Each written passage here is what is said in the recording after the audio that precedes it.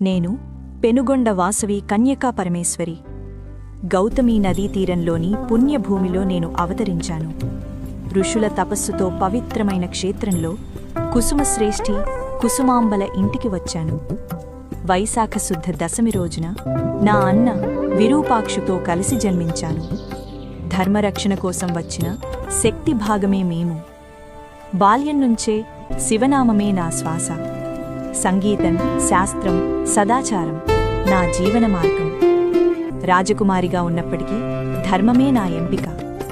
స్త్రీ గౌరవం నిలవాలి, లోకంలో అహింసే గెలవాలి, ఇదే నా సంకల్పం. పెనుగొండలో నివసించిన 714 గోత్రదారులు ఒక కుటుంబంలా జీవించారు. వారిలో 102 గోత్రదారులు నా ధర్మానికి తోడుగా నిలిచారు. రక్తపాతం ఆపేందుకు అగ్నిని ఆశ్రయించాను. అది అంతం కాదు, దివ్య ప్రత్యక్షం. అక్కడ నేను అష్టదశ భుజాలతో ఆదిపరాశక్తిగా ప్రత్యక్షమయ్యాను. అహింస, సత్యం, ధర్మం, సమత్వం ఇవే నా ఉపదేశం. నా కృపతో 102 గోత్రదారులు మోక్షపదం పొందారు. వారి సంతతి ధర్మ వాణిజ్యం నడిపారు. నేను దూరంలోని దేవతను కాదు, ప్రతి సత్యహృదయంలో నేనున్నాను. నా ఆశీర్వాదం అందరికీ ఎప్పుడూ ఉంటుంది.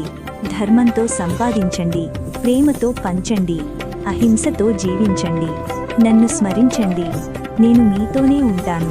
శాంతి నిలవాలి, సౌభాగ్యం నిండాలి, ధర్మం కాపాడాలి, నా కృప ఉండాలి.